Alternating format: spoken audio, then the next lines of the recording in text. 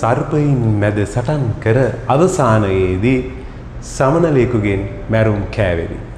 දුවේ පුතේ මේ තමයි මම මේ දවස්වල සෝෂල් මීඩියා වල ඉහළ පහළ යනකොට මට හම්බ වෙච්ච හිතට වදින සුවිශේෂී වාක්‍ය සටහන. ජීවිතයේ අනිත්‍ය පිළිබඳව ජීවිතේ අපිට ලැබෙන්න තියෙන ප්‍රශ්න පිළිබඳව හිතා ගන්න බෑ. මොකද අපි සර්පයෙක් සටන් කරනවා අපේ හතුරු කියලා හිතාගෙන සමහර වෙලාවට අපි නොදැනුවත්වම අපිට ජීවිතේ පරදින්න වෙන්නේ අපි හිතාගෙන හිටපු සමනලයෙක් එක සටන් කරන්න වෙලා. පුංචි විනාඩි 5ක් අරගෙන මේ කතාව අහලා බලන්න. දෙපොතේ 2026 උසස් පෙළ සඳහා ඔබ මේ වෙනකොට සූදානම් වෙමින් පවතින කාලයක්. දැන් මේ වෙනකොට තව මාස 4ක වගේ ආසන්න කාලයකදී ඔබ අධික ලෙස පීඩනයකට ලක් වෙලා ඇති. ඒ කියන්නේ ඔබ සර්පෙන් කියලා බලාපොරොත්තු වෙනා විවිධාකාර වූ ප්‍රශ්න මේ වෙනකොට ඔබේ හිත තුළ දෝලණය වෙමින් පවතින වෙන්න පුළුවන්. මම පළවෙනි කාරණාව මෙන්න මේ විදිහට මතු කරන්නම්. අපි ඒකට විසඳුමක් හොයන්න තමයි මේ වෙලාවේදී අනිවාර්යෙන් කරන්න ඕනේ. පළවෙනි එක තමයි දුවේ පුතේ ඔබ උසස් පෙළ විෂය නිර්දේශය මේ විෂයන් තුනටම අදාළව ඔබට බලාපොරොත්තුවක් නැති වෙන්න පුළුවන් මේ මොහොත වෙන විට අවසන් කරගන්න පුළුවන් වෙයිද කියන කාරණාව.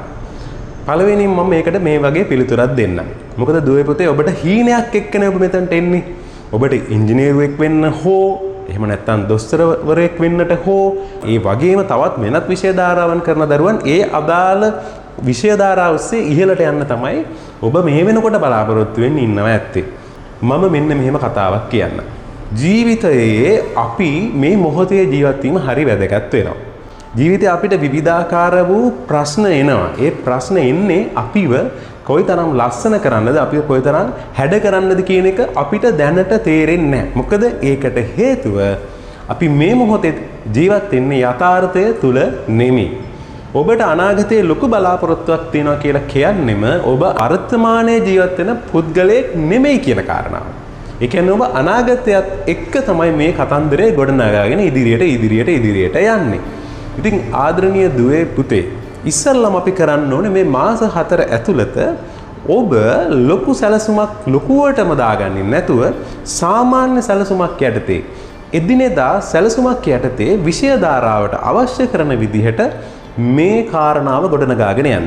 ලොකු සැලසුම් දාගන්න එපා මේ මාස 4 ඇතුළත විශාල සැලසුමක් ඔස්සේ යන්න ගියොත් ඔබ තවත් ලොකු බලාපොරොත්තුවකට මුල පුරන්න පටන් ගන්නවා.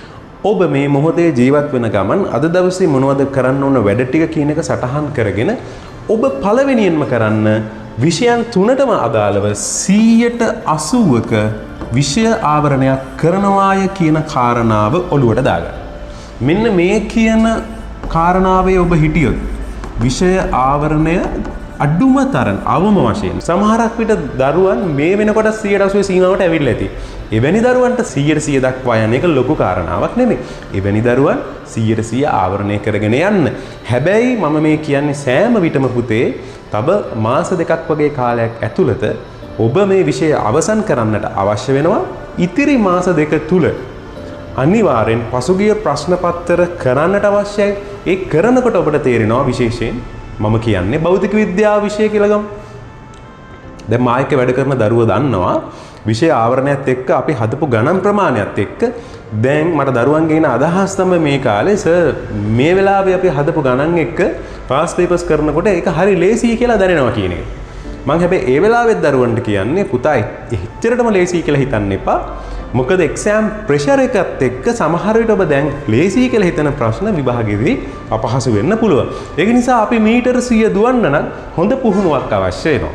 ඒ කියන්නේ අපි කලින් මීටර 100 ඒ කන්ඩිෂන්ස් වල කීප වතාවක් දුවලා තියෙන්නට ඕනේ. ඒක නිසා දරුවනේ අපි ඒ පුහුණුව මාස දෙකක්වත් ලබා ගන්න අවශ්‍යයි.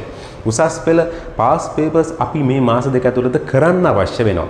ඉතින් දුවේ පුතේ ඔබ කොතන කොහේ හිටියත් මේ සැලසුම හදාගන්න විෂය නිර්දේශය 100%ක් ආවරණය කිරීම වැදගත්. ඒ වගේම පුතේ අන්තිම මාස දෙක මේ පාස් පේපර්ස් කිරීම වැදගත් වෙනවා. ඉතින් මේ ආවරණය ඔස්සේ ඔබට මේ මොහොතේ 80ක් නැත්නම් අපි හිතමු 160ක් තමයි ඔබ ආවරණය කරලා තියෙන්නේ කියලා.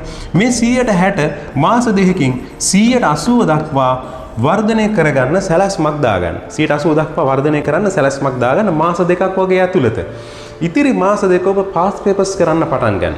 ඒ අතරේ ඔබට හැකියාවක් තියෙනවා නම් ලොකු පීඩනයක් දාගන්න නැතුව විෂය නිර්දේශය කරන්න පටන් ගන්න.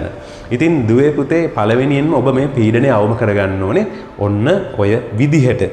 ඉතින් මම ආදරෙන් ඉල්ලනවා මේ 2026 එක්සෑම් එකට මුහුණ දෙන්න ඉන්න දරුවෝ ඔබේ හීනය නවත්ත ගන්න එපා. ඔබ අනාගතයේ ජීවත් වෙනවායි කියලා අපි වර්තමානයේ ජීවත් වෙන්න ඕනේ කියලා හීනේ නවත්ත ගන්න එපා. ඔබට තිබ්බ ලොකු ඇම්බිෂන් එකක්. ඔබට තිබ්බ දැක්මක්. ඔබ ඉංජිනේරුවෙක් වෙනවා, ඔබ දොස්තරවරයෙක් වෙනවා කියන දැක්ම ඔබට තියෙන්නේ නැති. ඔබ ඒ ඔස්සේම ගමන් කරන්න කිසි ගැටලුවක් නැහැ. හැබැයි ඔබ හැම වෙලෙම සැලසුමකට වැඩ කරනවා නම් අනිවාර්යෙන් ඔබට මේ දේවල් ලැබෙන්න ඕනි.